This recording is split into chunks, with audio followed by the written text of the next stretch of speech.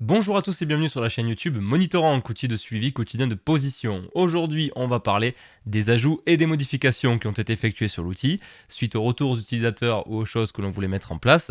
Vous avez, comme d'habitude, le petit récapitulatif de tout ce qui a été fait avec le lien vers le changelog tout en bas de notre page sur le site monitorrank.com.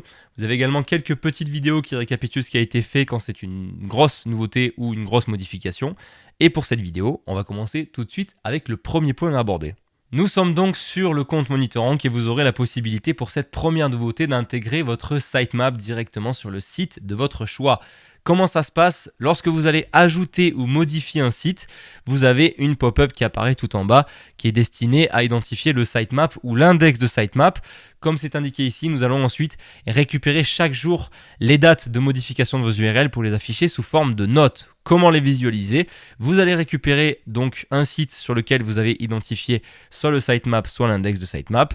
Et vous allez ensuite cliquer sur le graphique de position pour revenir sur la catégorie des mots-clés et observer toutes les petites annotations qui sont sur le graphique à ce moment-là. Au passage de la souris, on vous indique la date et le lien qui a subi cette modification. Si on a plusieurs également, on va vous le dire et vous les lister les unes en dessous des autres. Et vous aurez cette option pour tous les sites de vos projets. Il n'y a pas de limite à ce niveau-là. Vous pouvez mettre un sitemap accroché à chaque site du moment que vous souhaitez analyser cette donnée en particulier. Si l'une des pages listées sur votre sitemap se positionne sur l'une des requêtes que vous suivez sur Monitorrank, vous allez également pouvoir l'observer sur la courbe d'évolution du mot-clé juste ici, avec le même pattern et le même code couleur que sur le graphique du haut. Vous allez également pouvoir observer l'information avec un historique complet si vous cliquez sur la courbe d'évolution. Deuxième nouveauté de cette vidéo, on va se concentrer sur les projets, sur un paramètre que vous allez pouvoir modifier lorsque vous allez créer ou modifier un projet déjà existant. Vous allez pouvoir identifier le support par défaut. Vous avez peut-être besoin de suivre une liste de mots-clés uniquement sur mobile et à chaque fois que vous allez faire un nouvel ajout, on va vous demander de le resélectionner pour être bien sûr que vous voulez uniquement ce support. Ce n'est plus le cas, vous allez pouvoir le sélectionner dès le début. Comment ça se passe? Vous allez créer un projet pour la création cette fois-ci. Vous allez le nommer et identifier le support par défaut juste ici. Dans mon cas, je vais choisir le mobile et nommer le test du projet en mobile. Vous allez valider, continuer les étapes jusqu'à renseigner les URL et ensuite valider pour voir apparaître cette fois-ci la pop-up de création de mots-clés. Lorsque je vais vouloir sélectionner mon support, comme je l'ai indiqué juste avant, c'est le mobile qui sera sélectionné par défaut. Ensuite, pour la modification d'un projet déjà existant, vous allez dans la configuration, vous cochez le projet de votre choix et vous allez le modifier directement juste ici. Je veux que ce soit l'ordinateur uniquement qui soit pris en compte pour les futurs ajouts de mots-clés. Je valide mon choix et je vais le vérifier tout de suite en sélectionnant le projet numéro 2, en ajoutant un mot-clé et cette fois-ci, c'est bien l'ordinateur sur la pop-up qui est pris en compte uniquement pour ce projet-là.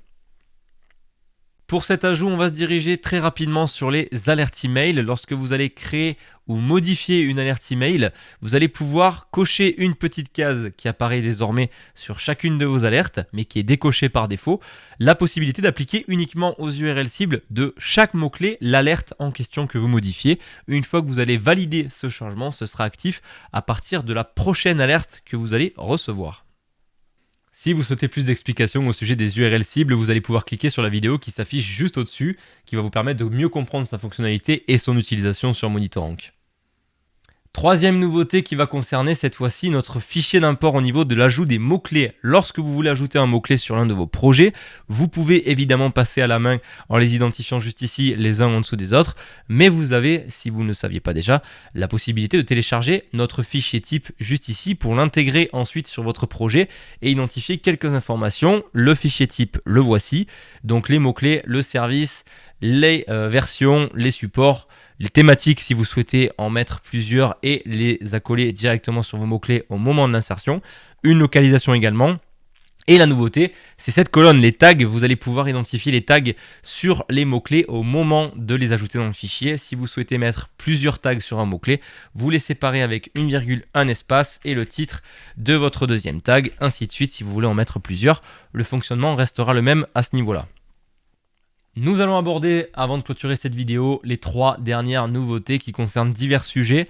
Le premier étant relié au résumé visuel, un résultat que nous récupérons depuis quelques temps avec la précédente vidéo changelog, on en parle sur cette vidéo. Vous avez également le résultat qui s'affiche cette fois-ci sur le mobile. Avant, ce n'était disponible que sur le desktop. Si vous avez maintenant du résumé visuel sur mobile, ce sera affiché également avec, pareil, l'information qui sera listée avec un taux de présence et un taux d'acquisition. Si vous avez des questions à ce sujet, n'hésitez pas à nous mettre un ticket sur le support. Ça fonctionne avec tous les types de positions autres que le naturel. Deuxième chose, au niveau des exports cette fois-ci, le PDF et le CSV ont été modifiés légèrement dans la personnalisation. Pour le PDF pour commencer, sur la modification ou l'ajout d'un nouvel export PDF, vous pouvez masquer le volume de recherche pour alléger les informations que vous allez retourner avec cet export. Et sur le CSV uniquement, vous pouvez intégrer la position pixel du premier résultat naturel en cochant cette case, tout simplement. Dernière modification, au niveau de la configuration, si vous sélectionnez l'onglet des sites tout en haut, vous pouvez exporter les sites, l'ensemble des sites d'un projet ou l'ensemble des sites de votre compte MonitorRank.